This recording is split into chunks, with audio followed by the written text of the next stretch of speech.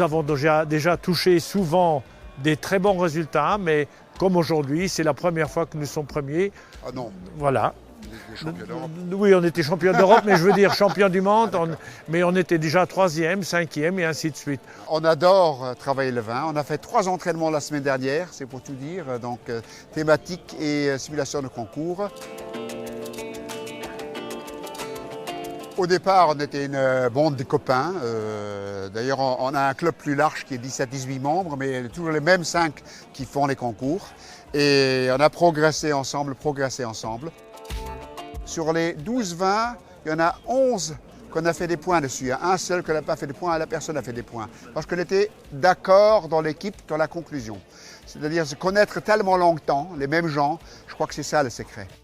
On travaille beaucoup sur nos erreurs parce qu'on en fait beaucoup.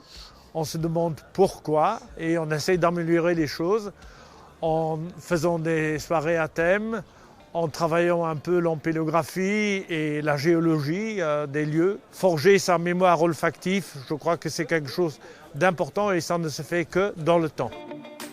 On est arrivé au but suprême d'être champion du monde. On va devenir champion de l'univers, quoi.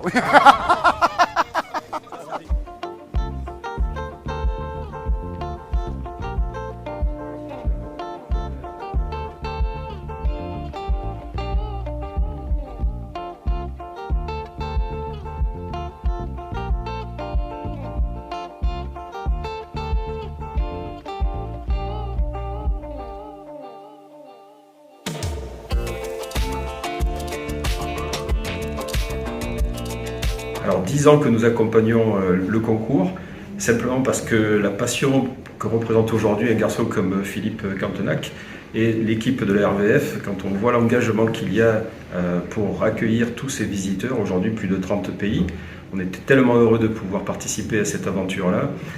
Amener ces consommateurs qui habituellement se retrouvent uniquement pour le plaisir, les amener dans un caractère de compétition, mais une compétition absolument bienveillante. Et on se rend compte au fur et à mesure des éditions que ça grandit. On accueille aujourd'hui les équipes africaines, le Zimbabwe, le Kenya, et on est très heureux de voir arriver toutes ces équipes du monde entier, et on espère encore plus d'équipes l'année prochaine. Un verre se doit d'être équilibré en main, d'être fin au buvant, de briller. Un verre qui ne brille pas ne donne pas envie de déguster. Et il se doit d'avoir une forme qui lui donne, pour un événement comme celui-ci par exemple, une grande polyvalence.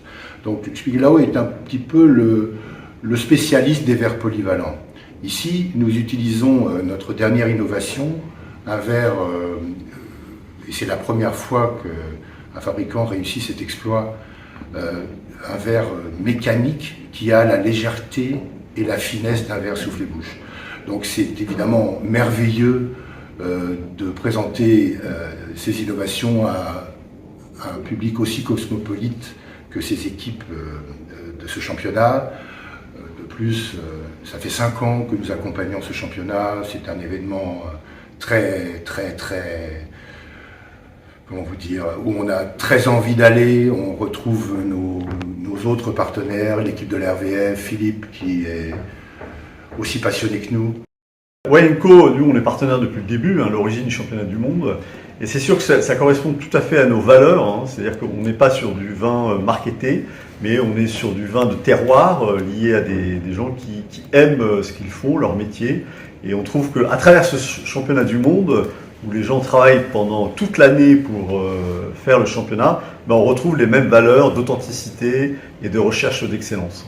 Alors Wine & Co, nous on vend dans tous les pays en Europe.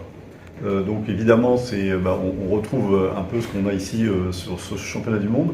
Et après, on a une collection de vins étrangers, que ce soit d'Argentine, de Nouvelle-Zélande évidemment, aussi un petit peu des États-Unis, et après un certain nombre de pays en Europe.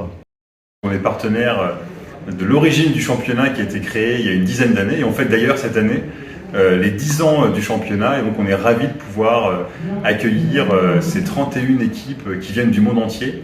Ce lien avec ces passionnés pour nous est assez extraordinaire. Quand on parle de champagne, on parle de célébration, de partage et de passionnés. C'est exactement ce qu'on retrouve lors de ce championnat. Ces équipes qui viennent du monde entier, qui ont révisé toute l'année pour être au top et qui viennent passer un moment de convivialité avec nous à Ailly en Champagne. Pour nous, c'est un grand bonheur.